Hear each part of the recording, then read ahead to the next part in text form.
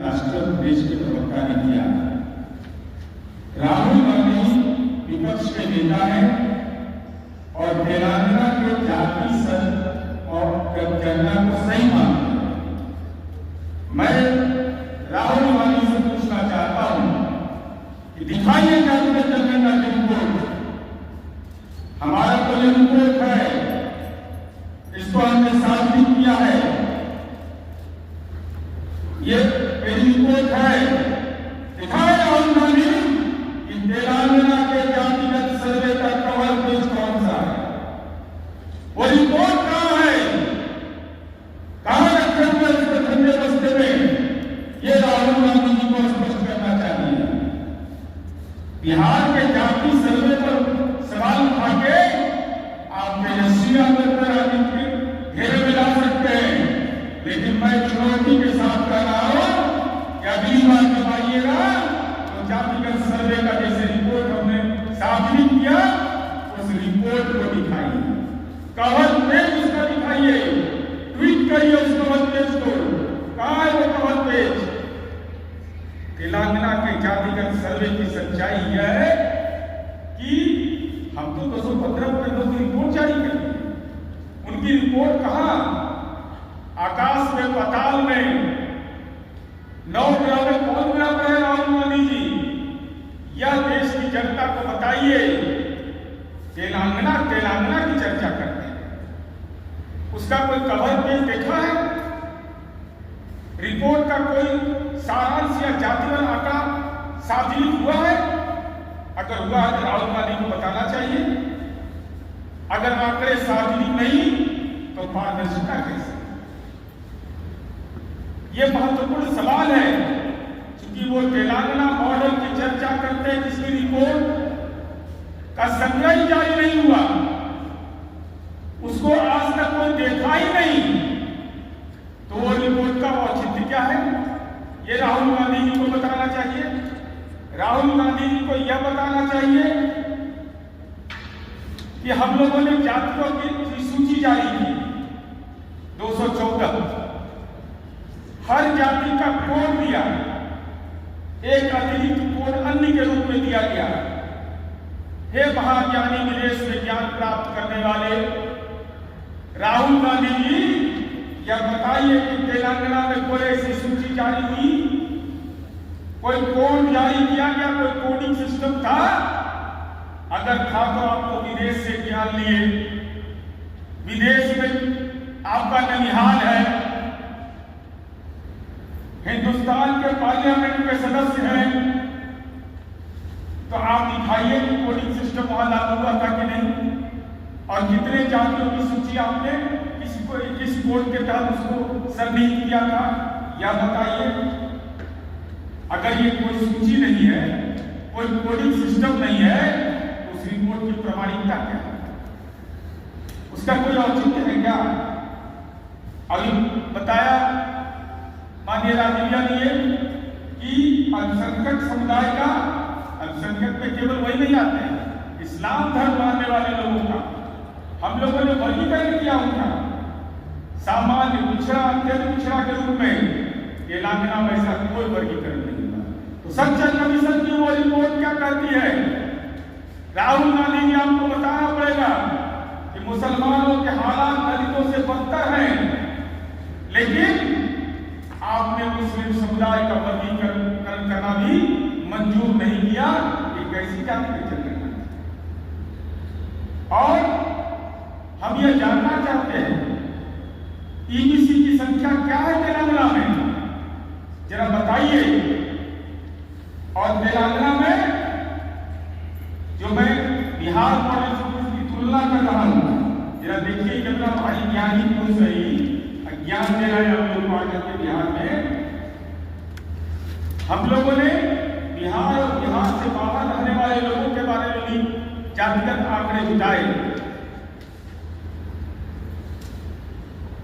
हमने ये पूछा कि रोजगार, शिक्षा के लिए अगर आप बाहर गए हैं तो इसकी जानकारी हमारे पास है, डेटा है हमारे पास, बिहार सरकार के पास डेटा है कि कोई गया राज्य के अंदर शिक्षा के लिए, नौकरी के लिए, के कारण से इसका तमाम डेटा हमारे पास हमारे ये जो जातिगत सूची का जो हम लोगों ने आंकड़े जारी किया वो सार्वजनिक है। हमने यहाँ तक पूछा, संपन्नता के दृष्टिकोण से देखा कि किस जाति के पास कितना लैपटॉप है, कितना दोपहिया वाहन है, चरपहिया वाहन है, किसके पास बैंक खाता, जमीन, टीवी, मोबाइल, यह है इसके आंकड़े हमने जमा किए।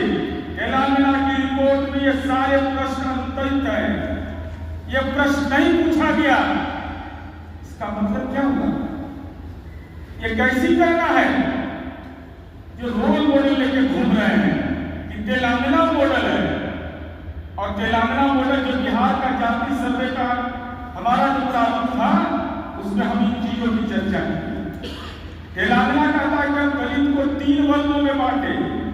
अरे बहुत देर से ज्ञान हुआ, बहुत देर से, क्योंकि आपको ज्ञान होने में समय लगता है, देर लगता है आपको जानकारी हासिल करने में। अब 2007 में ही काम कर चुके हैं, इनको 2025-24 में ज्ञान होता है। खैर ज्ञान के मामले में तो आपका संगति आपका कुछ नहीं, संगति से गुण हो, संगति से गुण ज्ञान डेटा बनाया कि देश को देखना चाहिए इस पर, और कांग्रेस पार्टी के नजरिए पर सोचना चाहिए।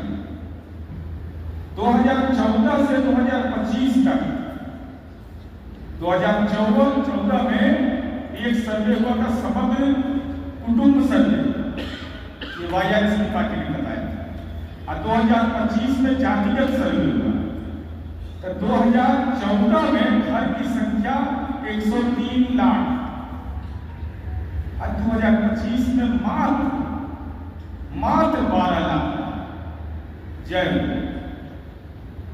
मैंने 14 से 25 तक 11 साल में हाउस होल्ड की संख्या बढ़ता है मात्र 11 लाख। आज जरा देखिए, 2011 की जनगणना कहता है घरों की संख्या हुई 81 लाख, और 2014 में 30 लाख बढ़ गया, और 2025 में मात्र 12 लाख, मैंने प्रति वर्ष 2 लाख। इसका मतलब क्या हुआ? जनसंख्या कारण हुआ। कोई आंकड़ा उसका दीजिएगा ना, हाउस होल्ड कैसे घट जाएगा भाई, इतना कम कैसे हो जाएगा? कभी इतना, कभी बढ़ रहा है प्रति घर जनसंख्या 4.22, 2014 में 3.57, उसके बाद 2025 में 3.22, जनसंख्या वृद्धि हो रहा है 0.18। क्या मतलब है इसका? ये पूरे तौर पर ये मैं एक नजीर दिया कि तेलंगाना मॉडल की चर्चा लोग करते हैं। अब हम यह जानना चाहते हैं राहुल गांधी जी आपसे कि हम लोगों ने जो जाति सर्वे किया, जिस पर तो आप सवाल उठा रहे थे, अभी बताया तेलंगाना में कितने लोगों ने इस काम को किया? मात्र 94,863, और उसके सुपरवाइजर थे 9,668।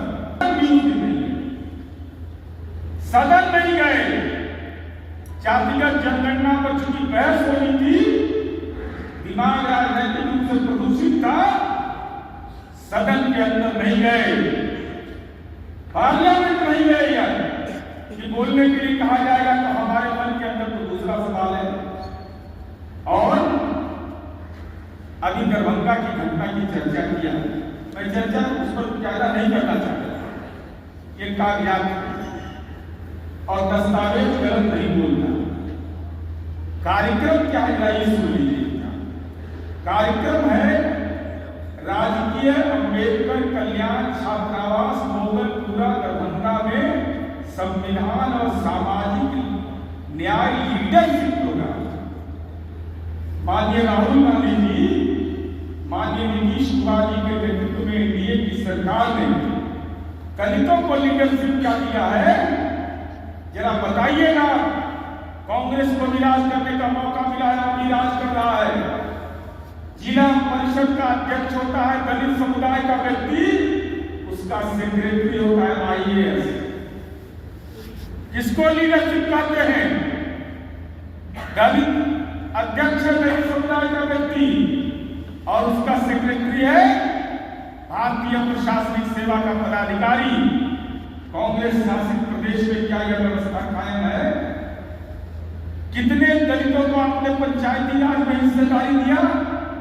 हम तो एक सामान्य उदाहरण बता रहे हैं आपको कि दलित लीडरशिप किसको कहते हैं, कि आप हमको ज्ञान दीजिएगा, उन दलित समुदाय के बच्चों को ज्ञान दीजिएगा जिनके पुरखों ने अपमान सहा और नीतीश कुमार जी ने उनको सम्मान दिया। आज दलित समुदाय का व्यक्ति अगर प्रमुख हो गया, उसका सेक्रेटरी है वीडियो आई का तो देने आए हैं सम्मान देने के लिए लीडरशिप का। इससे बड़ा नजीर और क्या होगा?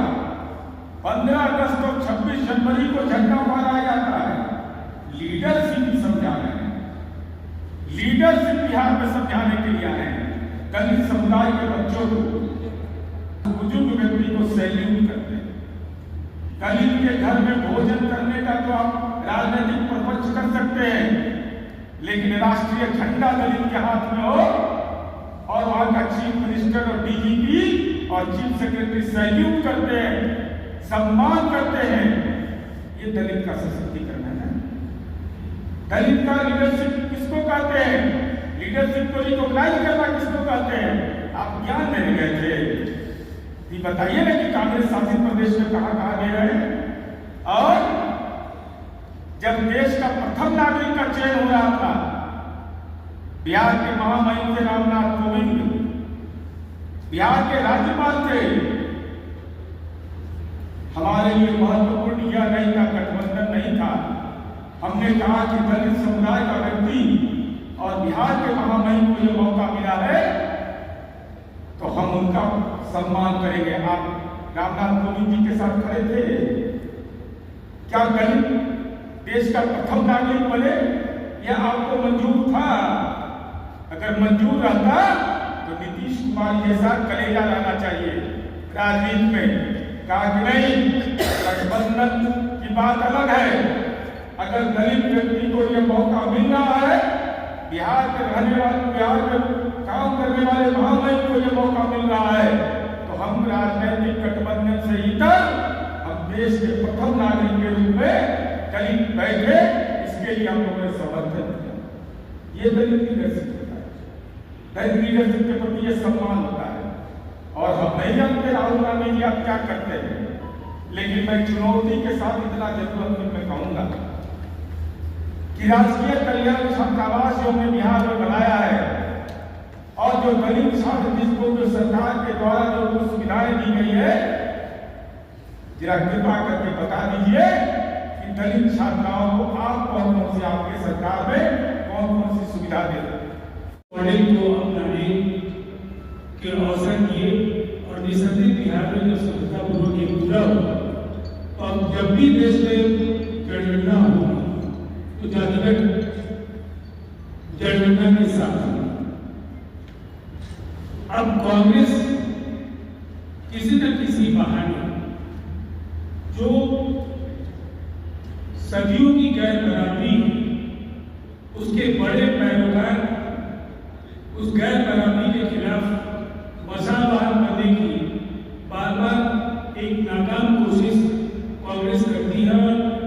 क्योंकि कांग्रेस के सबसे बड़े नेता राहुल गांधी जी, तो दरभंगा में आने के पीछे मकसद नहीं था। लेकिन सबसे पहले मैं केवल दरभंगा पर एक जानकारी केवल आपको देना चाहूंगा। जब छात्रावास पढ़ने की जगह वहां लोग पढ़ने जाते हैं, पढ़ने के लिए बाद वहां रहते हैं, फिर वहां सियासत करने की कोई जगह तो थी नहीं। आपको टाउन हॉल में सभा करने के लिए, सभा करने के लिए अनुमति की प्रशासन देती है, लेकिन आपने कानून तोड़ा और आप केवल अनावश्यक सियासत करने के, सियासत की रोटियां सेकने के लिए आप छात्रावास में। तो देखिए ये अब जो जिला प्रशासन ने निर्णय लिया उसकी भी आलोचना कांग्रेस कर रही है, लेकिन कानून का शासन है। एक राजनेता को यह अनुमति नहीं दी जा सकती है कि सामान्य व्यक्ति को किसी दंड के लिए उनके खिलाफ मुकदमा दर्ज हो और जो राजनेता है उन्हें ऐसा करने की आजादी मिले। तो राहुल जी हो या एक आम आदमी, दोनों के अधिकार बराबर है और गलती अगर हुई तो निसंदेह प्रशासन कार्रवाई करेगी। अब तेलंगाना मॉडल पर निभा जी ने काफी आपको जानकारी दी है, लेकिन इतनी बात है कि जो विसंगतियां हैं जब वो देखेंगे तो फिर आपको समझ में आएगा कि दरअसल ये देश को जो अपनी गलतियां होती रही उसकी उनसे ध्यान बांटने की तेलंगाना मॉडल का रास्ता इन्होंने तय किया। जिस पार्टी को इस देश में 6 दशक सत्ता में रहने का अवसर मिला, अनेक सरकारें उनकी केंद्र में बनी, 1951 से लेकर 2011 तक अनेक ऐसे अवसर थे जब वो जातिगत जनगणना के साथ कर सकते थे। लेकिन जब 2011 में ये अवसर भी मिला तो उन्होंने नेशनल पॉपुलेशन कमीशन, राष्ट्रीय जनसंख्या आयोग की मंजूरी नहीं लेकर एनपीआर जो नेशनल पॉपुलेशन रजिस्टर है उसके अंतर्गत एससीसी कराया, एक सर्वेक्षण कराया। लेकिन वो सर्वेक्षण भी उसके आंकड़े को सार्वजनिक नहीं कर पाए, इसे कि कांग्रेस के एक बड़े वर्ग जातिगत जनगणना आरक्षण की सवालों पर गहरी नाराजगी हुई। और आप सबको याद होगा कि 1990 लोकसभा में राजीव गांधी जी का भाषण मंडल कमीशन की सिफारिशों के खिलाफ उन्होंने जमकर जहर दिया और वो उनके संसदीय जीवन का सबसे लंबा भाषण। अनेक अवसर थे जब वो समाज की गैर बराबरी को खत्म करने की कोशिश कर सकते थे, लेकिन उन्होंने नहीं किया। अब जब ये कर्नाटक का सर्वे हुआ वो आंकड़े भी ठंडे बसते हुए, लेकिन जिस मॉडल को लेकर वो सब जगह घूम घूम करके कहते हैं कि उनको अवसर मिला तो तेलंगाना की तरह वो देश में जातिगत जनगणना करा देंगे। तो मजेदार है कि एक ऐसा सर्वेक्षण जो बिहार के 2 चरणों में हुआ, जो मानक है राष्ट्रीय जनसंख्या आयोग का, उसके अनुरूप बिहार में 2 चरणों में ये सर्वे पूरा हुआ, जबकि उन्होंने एक ही चरण में उसको पूरा किया। उनके कर्मियों की संख्या जो थी उसके बिहार में उससे 2.5 गुना ज्यादा कर रही है। बिहार में तो हर जातियों की घोषणा की गई, किन जातियों के कितना संख्या है, साथ ही उसकी सामाजिक हालात क्या है, उनके आर्थिक हालात क्या है और उनके शैक्षणिक हालात क्या है, रोजगार का क्या हालात है, ये सारे चीजों को की गणना बिहार में की गई। लेकिन हम लोगों ने काफी 1 महीने से जानने और खोजने की कोशिश कर रहे हैं। जब से राहुल गांधी तेलंगाना के जनगणना की प्रशंसा किया तब से खोजने का प्रयास कर रहे हैं कि आखिर प्रकाशित कहाँ हुआ तेलंगाना के जनगणना का। ऐसे उलटफेर कुछ बिंदु मिले जिस पर देश के बुद्धिजीवी और देश के लोग कभी विश्वास नहीं कर सकता है। यह है तेलंगाना का जो जातीय जनगणना हुआ। हम तो संक्षेप में बताने का काम किया। इसके बाद आगे हमारे मुख्य प्रवक्ता और राष्ट्रीय प्रवक्ता जी राजीव रंजन जी विस्तार से चर्चा करेंगे। हम राजीव जी से आग्रह करेंगे कि इस पर चर्चा करें।